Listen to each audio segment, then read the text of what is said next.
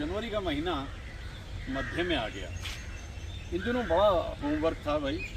12 जनवरी विवेकानंद साहब, 13 तारीख शक्ति सामंत साहब की सेंचुरी, 14 को कैफी साहब की सालगिरह और 16 को शताब्दी ओपिनियर साहब की। अब आइए बातें कर लेते हैं कुछ 17 तारीख के आसपास का जो समय है उसमें क्या क्या हो रहा है। 17 तारीख की बात अगर करें तो वो दिन ऐसा है कि उसमें एक दुखदाई बात रही। जो बड़ी मशहूर अदाकारा थी सुचित्रा सेन, वो दुनिया से रुखसत हो गई। बंगाल में तो बहुत नाम कर लिया था, बहुत काम कर लिया था उन्होंने, लेकिन जब हिंदी फिल्म्स में आई तो देवदास फिल्म के ज़रिए उन्हें शुरुआत मिली, जिसमें दिलीप कुमार और वैजयंती माला के साथ उन्होंने काम किया और बहुत अच्छा काम किया। मैं सुचित्रा सेन की जो खामोशियाँ हैं उनको भी इस रूप में देखता हूँ कि जैसे वो अपनी कोई बात कह रही हैं। ऐसा मासूम सा चेहरा और ऐसी कमाल की अदाकारी सुचित्रा सेन करती थी। वो फिल्म जो उसके बाद बम्बई का बाबू एक हमें दिखती है, उसमें एक अलग ही रूप है उनका। देवानंद कुछ अलग तरीके से अदाकारी कर रहे थे उसमें फिल्म में भी, और सुचित्रा सेन उनको किसी रूप में देख रही थी। और आखिर में सुचित्रा सेन का विवाह कहीं और होता है, देवानंद से नहीं होता है। और वहाँ राज खोसला ने एक गाना बहुत ही बढ़िया दिया, ममता का गुड़ियों का कंगना, छोटी बड़ी सखियाँ घर गली अंगना, छूट गया छूट गया छूट गया रे मेरी सजनी। यहाँ जो उनके चेहरे के एक्सप्रेशन है और दूसरी तरफ देवानंद खड़े हुए हैं, उनके चेहरे के एक्सप्रेशन भी लाजवाब हैं। तो मैं सुचित्रा सेन को इसलिए उनकी बड़ी तारीफ़ करता हूँ कि इसके बाद ममता फिल्म में उन्होंने एक डबल रोल अदा किया, और ममता में वो धर्मेंद्र और अशोक कुमार साहब के साथ काम करती हैं। और ममता का गीत कौन भूल सकता है, रहे न रहे हम महका करेंगे, बन के कली बन के सबा बाहे वफा में। उस अदाकारा की खासियत ये है कि उनके साथ में कोई भी अगर अदाकार है तो सुचित्रा सेन की कोई कमी नहीं रहती अदाकारी में। आम पे बुर आ गया है, जैसा मैं कहता रहता हूँ, मुझे बड़ा खुशी होती है देख कर के बुर आया है तो फिर इसके बाद में आम भी आएगा। तो सुचित्रा सेन की एक फिल्म बड़ी हल्की सी, न जाने उन्होंने क्यों की, जिसका नाम था चंपाकली। चंपाकली में कुछ काम ऐसा था नहीं, लेकिन कुछ होता है, करना पड़ता है। छुप गया कोई रे दूर से पुकार के, दर्द अनोखा दे गया प्यार। उनकी अपनी बड़ी एक अजीब सी एक्सक्लूसिविटी थी। वो मतलब मिजाज जो है जिस रूप में है। और गुलजार साहब ने जब आंधी बनाने की बात करी तो उनके मन में बस यही था कि सुचित्रा सेन इस रोल को अदा करें, और सुचित्रा सेन ने इस रोल को बहुत ही अच्छे खूबसूरत अंदाज में किया। संजीव कुमार उसमें मौजूद थे और पंचम ने भी कमाल कर दिया। गुलजार साहब के गीत तो कमाल थे ही। देखिए कितनी खूबसूरत जगह पे मैं आपको ले आया हूँ ताकि 17 जनवरी के आसपास का जो समय है उसमें झरने भी बहते रहें, उसमें हरियाली भी हो और उसमें रास्ता भी हो। ये सब मैं यहाँ पर महसूस कर रहा हूँ सुचित्रा सेन के बारे में अपनी बात कहते कहते। आंधी का तो भाई क्या कहना, वो तो अपने आप में एक अलग तरह की फिल्म थी और उसके लिए ऐसी जगह ही आना मेरे लिए ज़रूरी था। मैं उस अदाकारा की जो ख़ास बात महसूस करता हूँ, जैसे अब बताइए कि आखिरी दिनों में उन्होंने मिलना जुलना बंद कर दिया बहुत बरस तक। कोई कहता है कि कोई एक ऐसी बांग्ला फिल्म थी जिससे उन्हें बड़ी उम्मीद थी कि वो फिल्म बड़ी हिट जाएगी, लेकिन वो फिल्म नहीं गई। तो उसके बाद उन्हें लगा कि अब राइट टाइम है कि पैकअप किया जाए, और यही उन्होंने किया भी। तो मैं ये सोचता हूँ कि मिजाज कुछ भी रहा हो उनका, लेकिन अदाकारा तो वो बेहतरीन है। मैं देवदास कई बार देखता हूँ, आंधी भी देखता हूँ, और बम्बई का बाबू भी। ये फिल्म्स ऐसी हैं जिन्हें मैं महसूस करता हूँ कि उन फिल्म्स में सुचित्रा सेन ने बेहद कमाल की अदाकारी की है। और वो अदाकारी वो नैसर्गिक है, एक नेचुरल फ्लेवर लिए हुए है। मैं सोचता हूँ कि किस तरह से सुचित्रा सेन ने बंगाल और हिंदी फिल्म इंडस्ट्री के बीच में एक पुल बनाया था, और वो पुल जो है वो बड़ा कामयाब रहा। सुचित्रा सेन के लिए भी, हिंदी फिल्म्स के लिए भी ऐसे कलाकारों को याद करना हमारे लिए इसलिए ज़रूरी है कि बस आए और फिर चले गए, एक बार आए और उसके बाद फिर चले गए। ये इनकी इतनी छोटी सी एक रहती है, वो तो पूरी ज़िंदगी जी कर के गई, लेकिन आखिरी बरस तो वो किसी से मिलती नहीं थी। और जैसे कहा कि दादा साहब फाल्के मिलने की बात आई तो उन्होंने कहा भाई मैं आऊँगी नहीं लेने के लिए। तो कुछ रवायत ये है कि अगर आप बीमार हैं तो अलग बात है, वरना दादा साहब फाल्के अवार्ड लेने तो उन्होंने नहीं दिया। ऐसा तो रेयरेस्ट ऑफ रेयर होता है कोई इंसान ऐसे करे, लेकिन वो उनकी अपनी ज़िंदगी है। राज कपूर ने एक फ़िल्म के लिए उनसे कहा, उन्होंने मना कर दिया, कोई भी वजह रही हो, जैसी भी वजह रही हो, और इस तरह से वो काम करती रहीं। और देखिए परिंदों की आवाज़ों को सुनते सुनते मैं एक ऐसे सुंदर से उद्यान में आपको ले आया हूँ। कभी मन करे तो आइए इधर, बहुत सुंदर जगह है, और यहीं आकर सुचित्रा सेन को याद किया जा सकता था।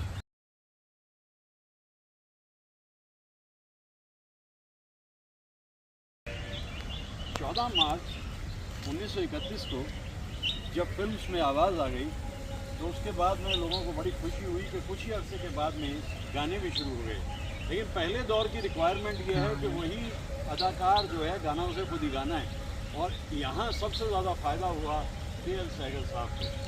सहगल साहब की आवाज़ बहुत अलग थी, और जिस तरह के गीत वो गाते थे उसमें विरह ज़्यादा होता था। इसीलिए एक अरसे तक अकेले सहगल साहब नहीं, उनका पूरा युग माना जाता है, क्योंकि उसी दौर में पंकज मलिक भी मौजूद हैं, थोड़े अरसे के बाद में C.H. आत्मा भी मौजूद हैं, और जगमोहन भी मौजूद हैं। वो जो गाने का उनका सलीका था, जो तरीका था सहगल साहब का, वो अलग था। अब दिन बीतत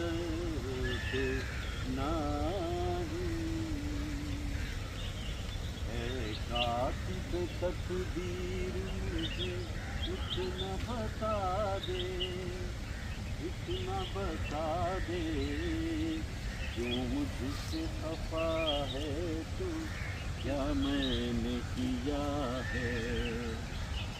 जो उस ज़माने के गीतकार थे वो भी उस दौर के मिजाज को समझते थे। वो जानते थे कि राजा हरिश्चंद्र जो फिल्म आई है उसमें आवाज़ नहीं थी, लेकिन आलम आरा के साथ आवाज़ आ गई, धूप छाव के साथ प्लेबैक शुरू हो गया। क्योंकि के.एल. सहगल का युग जो है, के.एल. सहगल के युग में गीत जो लिखे जाते थे या जो बनाए जाते थे, उनकी रिकॉर्डिंग जब होती थी उसमें उस कलाकार को अदायगी भी खुद ही करनी पड़ती थी। सो जा राजकुमारी सो जा, सो जा मैं बलिहारी सो जा राजकुमारी। देखिए गीतों का जो उनका गाने का अंदाज है, दो नैना मतवारे तिहारे, हम पर जुल्म करे, क्या बात है, गाने का अंदाज है। और ख़ास तौर से जब फिल्म शाहजहां बनाई जा रही थी तो उसमें नौशाद साहब ने एक धुन बनाई और मजरूर सुल्तानपुरी ने उनके लिए गीत लिखा। सहगल साहब को ये गीत इतना पसंद आया कि उन्होंने कहा भाई देखो गीत के अंदर बड़ा दमखम है, मैं दुनिया में ना रहूं तो इस गीत को मेरे साथ बजाते हुए चले जाना। जब दिल ही टूट गया हम जीते क्या करेंगे, हम जीते क्या करेंगे। ये दरअसल कलाकार जो हैं इनकी स्ट्रगल भी बड़ी थी, और गज़लें भी बहुत खूबसूरत गाते थे, बल्कि तमहीदी दौर के गज़ल गायकों में तो इनका शुमार बहुत तरीके से किया जाता है। दिल बेकरार क्यों, दिल बेकरार क्यों, अब्रे बहार का गया, दौरे ख़िज़ां चला गया, इश्क मुराद पा गया, उसमें कीमत रही है दिल बेकरार क्यों। अब इस दौर का जो अंत होता है, क्योंकि सहगल साहब आज़ादी से पहले ही दुनिया में रुखसत हो गए दुनिया से, और जैसा मैंने कहा कि 18 जनवरी वो दिन है जिस दिन सहगल साहब दुनिया से रुखसत हुए थे। 1947 का बरस था, यानी आज़ादी अभी मिली नहीं थी, लेकिन सहगल साहब दुनिया से रुखसत हो गए। अपने पीछे एक पूरा विरसा छोड़ गए, क्योंकि जिन कलाकारों ने उनके तरीके से गाना शुरू किया उसमें C.H. आत्मा साहब बड़े अहम थे। सहगल साहब से मैं मिल नहीं पाया क्योंकि मैं तो उस वक्त पैदा भी नहीं हुआ था, लेकिन C.H. आत्मा जो कि ख़ास शागिर्द थे सहगल साहब के गाने के तरीके में, मैं उनसे ज़रूर मिला शिमला में। मुकेश साहब को 2 रातें सुनने के बाद जब अनाउंसर्स ने कहा कि अगले दिन C.H. आत्मा गाएंगे, तो C.H. आत्मा साहब ने बहुत सारे गीत जो हैं खुद गाए अपने, और बहुत सारे गीत गाए सहगल साहब के। तो ये कलाकार इस किस्म के हैं। जनवरी का महीना है, ये हरियाली चारों तरफ, लेकिन आज का दौर तो मेरे हिसाब से ये है, पतझड़ आ गई है संगीत पे। लेकिन वो चॉइस उनकी है, जिस तरह का संगीत वो बनाना चाहते हैं या गाना चाहते हैं वो अपने मर्ज़ी से करें। हमारी ज़िंदगी की हरियाली कुछ इस तरह से होती थी, और इसी को देखते हुए हम गाते चले जाते थे। ये एक आबशार सा बहता था उस दौर में। कोई भी गायक जो गा रहा है, अच्छा दूर से खड़े हुए उनको देखते रहते थे। सहगल साहब को लता जी कह रही थी एक इंटरव्यू में कि कोई दिन नहीं जाता कि जब मैं सहगल साहब के गानों को ना सुनूं। और जब मोहम्मद रफ़ी साहब को बताया गया भाई एक गाना है और उसमें कोरस में रफ़ी साहब मौजूद हैं, सहगल साहब एक लीड सिंगर हैं, तो उनकी खुशी का ठिकाना नहीं रहा रफ़ी साहब की। और सिर्फ इतना करना था, रूही रूही रूही मेरी सपनों की रानी, कहाँ से ज़िंदगी चलती है, कहाँ ज़िंदगी पहुँचती है। ये आबशार हयात है जो इसी तरह बहता रहता है और कहता रहता है कि ज़िंदगी को ज़िंदा रखना है, ताबिंदा रखना है, तो ज़िंदगी से मोहब्बत करो, दुनिया से मोहब्बत करो, प्रकृति और संगीत को अपने अंदर पूरी तरह से उतार लो, और दरिद्र नारायण का भी मदद करना इस दुनिया में अगर सुख से जीना चाहते हैं बहुत ज़रूरी है।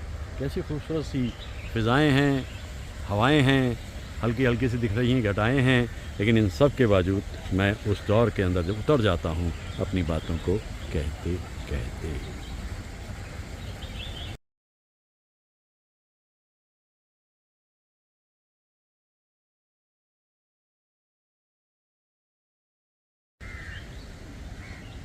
हिंदी फिल्म्स का जिक्र करते करते एक तारीख़ ऐसी है वहाँ जनवरी के महीने में जिस दिन एक बड़ा अहम इंसान इस धरती पे प्रकट हुआ। मैं इसलिए कह रहा हूँ कि उस इंसान की सबसे बड़ी ख़ास बात यही थी कि वो देवानंद के छोटे भाई थे, चेतनानंद के सबसे छोटे भाई थे, और विजयानंद का जिक्र कर रहा हूँ मैं। विजयानंद 22 तारीख को इस दुनिया में आए, यानी 1934 में। इन खूबसूरत मनाजिर में आकर के उस दौर की फिल्म के कलाकारों को याद करना मेरे लिए बहुत सुखदायी अनुभव है। दरअसल विजयानंद की ख़ास बात ये थी कि कॉलेज टाइम में ही वो ड्रामास करने लग गए थे, और घर में अगर देवानंद और चेतनानंद मौजूद हैं तो फिर ऐसा हो नहीं सकता कि विजयानंद फिल्म इंडस्ट्री में ना आए। मुझे उनकी बहुत सारी फिल्म्स बहुत ज़्यादा पसंद हैं। जैसे कि मैं कहता हूँ कि गाइड एक ऐसी फिल्म उन्होंने बनाई है जो हिंदी फिल्म्स के सिनेमा के इतिहास में मेरे विचार से सबसे महत्वपूर्ण फिल्म को मैं उसको मानता हूँ। उसके बाद में थोड़ा आगे बढ़े, उन्होंने ज्वेल थीफ बनाई, और ज्वेल थीफ के गाने, अच्छा विजयानंद की सबसे बढ़िया बात ये थी कि सॉन्ग पिक्चराइजेशन उनका बड़ा कमाल का था। उसके बाद जॉनी मेरा नाम के अंदर भी जाकर के धमाका मचा दिया विजयानंद। दरअसल विजयानंद शुरू से ही देवानंद के साथ में काम करते थे। जब देवानंद जो थे ब्लैक एंड वाइट फिल्म कर रहे थे, तेरे घर के सामने, दिल का भंवर करे पुकार, प्यार का राग सुनो, प्यार का राग सुनो।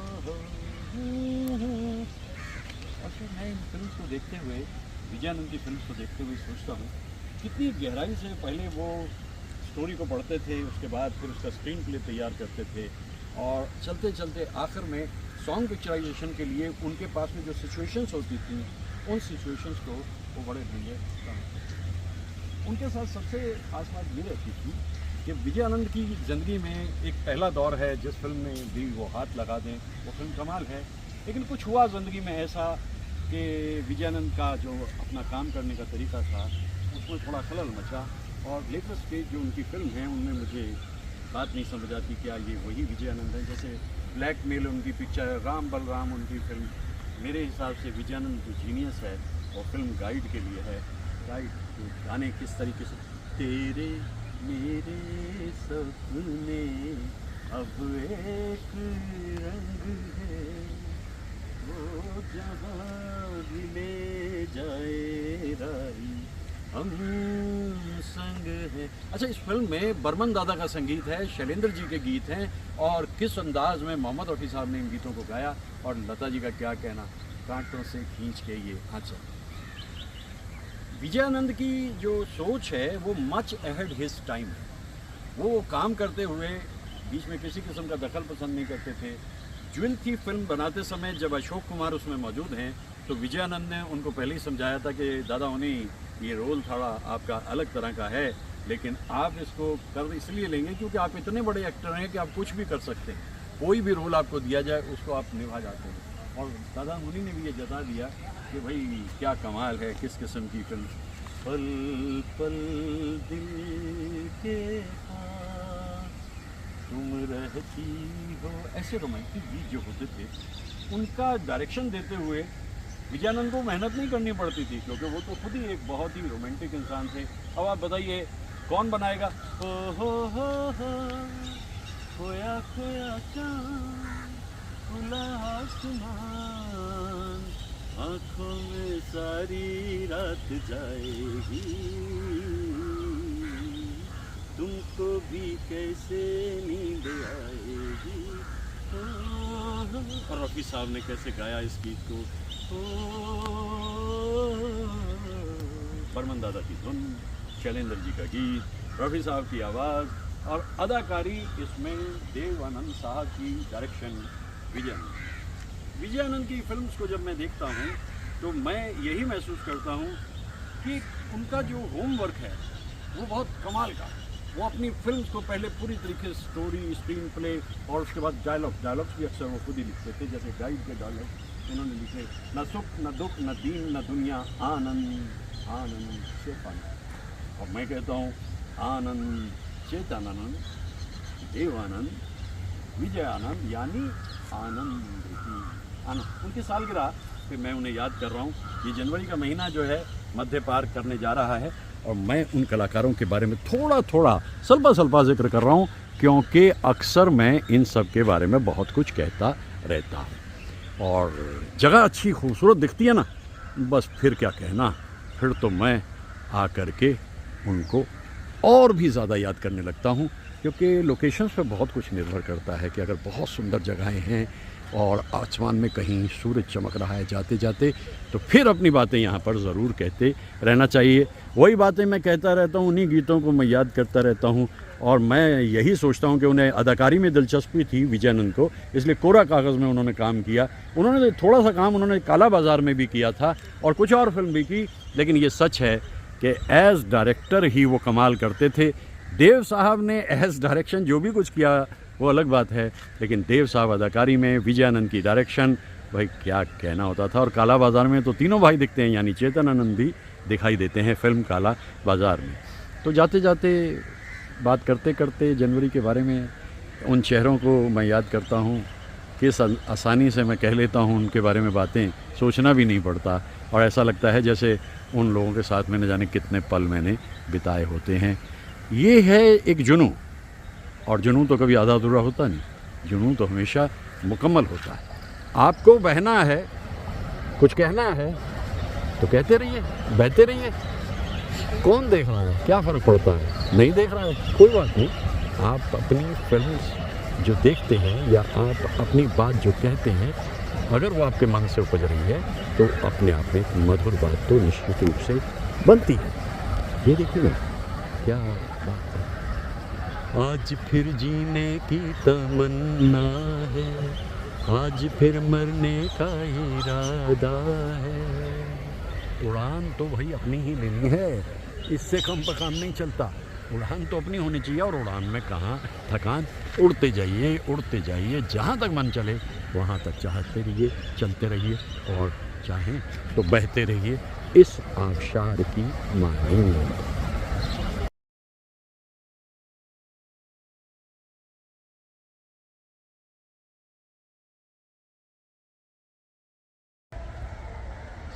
जनवरी दुखदाई है। दुनिया से रुखसत हुए बड़े कामयाब एक्टर भारत भूषण, बहुत कामयाबी थी। और इतनी कामयाबी देखी कि शुरू में उनकी हर फिल्म जो है वो हिट होती थी। बैजू बावरा ने तो कमाल ही कर दिया। और मुकेश साहब के गाने उन पर दिखाई देते हैं हमें, और उन गानों को जब हम देखते हैं और उन्हें महसूस करते हैं तो वहाँ एक ख़ास किस्म की सच्चाई हमें दिखाई देती है। वो सच्चाई ये है कि जैसे कह रहे हैं, झूमती चली हवा याद आ गया, कोई बुझती बुझती आग को फिर जला गया, कोई झूमती चली हवा। क्या भारत भूषण साहब की अदाकारी, या फिर हालौट के आजा मेरे मी तुझे मेरे गीत बुलाते। हर फिल्म जो उनकी आती थी शुरू में, मैं कई बार सोचता हूँ ऐसा कैसे हो गया कि एक स्टेज ऐसी आई कि उनकी ज़िंदगी में जो उन्होंने पाया था वो सब फिसलता चला गया और आखिरी दिन उनके बड़ी मुश्किल में बीते।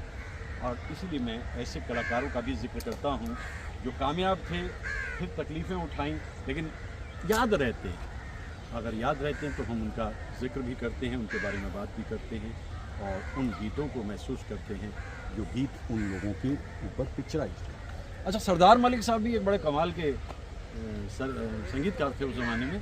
और सरदार मलिक साहब की खास बात ये थी कि वैसे वो नृत्य में इंटरेस्टेड थे। अल्मोड़ा गए थे वो उदय शंकर एकेडमी में, जहाँ मोहन सहगल साहब भी मौजूद थे, लेकिन बाद में वो सिनेमा में संगीत के लिए आ गए। सारंगा तेरी याद, क्या गाना था, और मुकेश साहब ने हाँ दीवाना, ये भी मुकेश साहब का गाया हुआ, और सरदार मलिक साहब का।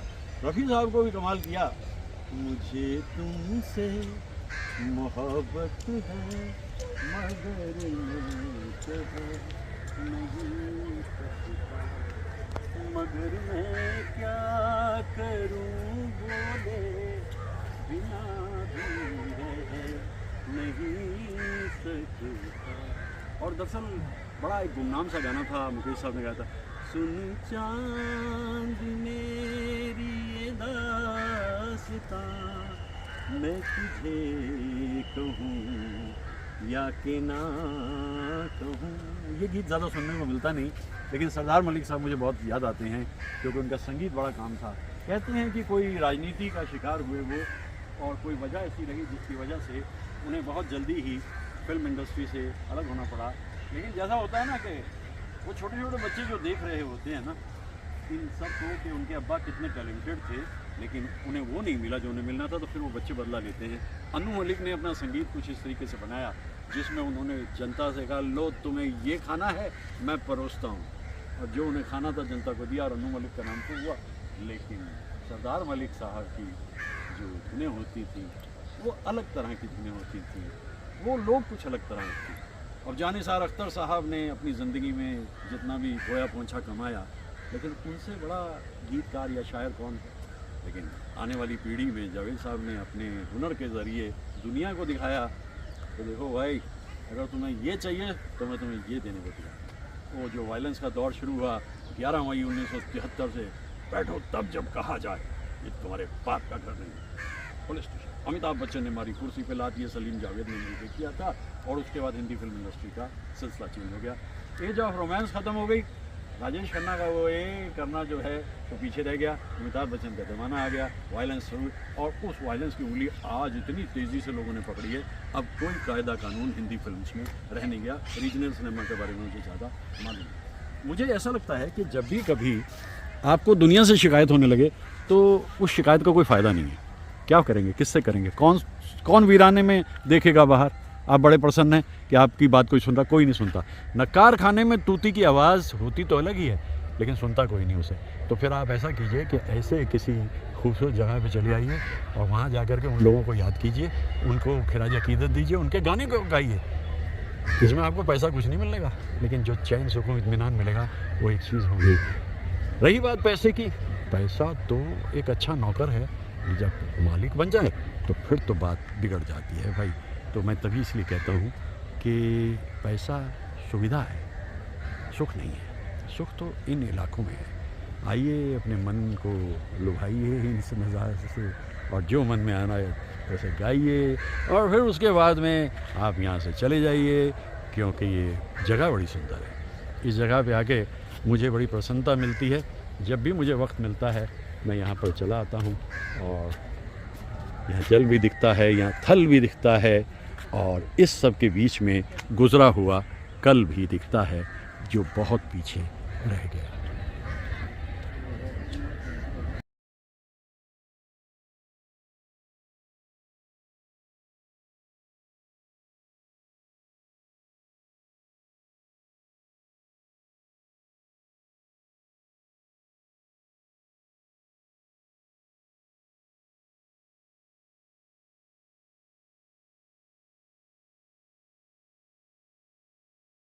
उनका दुख, आपको याद क्या भला रहता, हम तो यूं ही मिले थे राहों में, दिल हमारे में आप थे लेकिन हम न थे आपकी निगाहों में। क्या हुआ आपने न पहचाना, और हमें अजनबी समझ बैठे, आपने यूं ही दिल लगी की थी। मुझे लगता है कि साहिर साहब का ख्याल से ये मिलता जुलता है।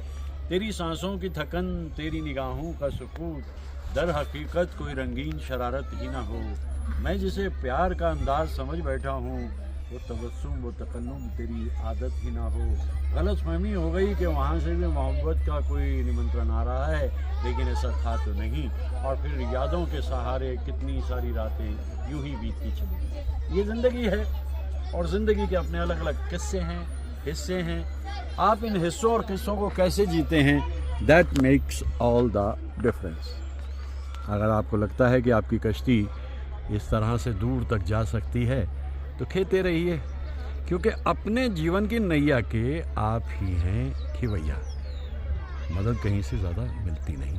आप चलते रहते हैं, ज़िंदगी मुस्कुराती गुनगुनाती रहती है, और ऐसे ही बस सफ़र ज़िंदगी का पूरा हो जाता है। लेकिन फिर भी बहुत सी यादें अचानक कहीं से उभरती हैं, और फिर मन इसी तरह से हरियाली को या रास्ते को देखते हुए प्रसन्न भी होता है, कभी कभी उदास भी होता है। लेकिन ये जीवन के दो हिस्से हैं, दो शेड्स हैं लाइफ के। इन्हें समझना और जानना बहुत ज़रूरी होता है, तभी जीना थोड़ा आसान हो पाता है।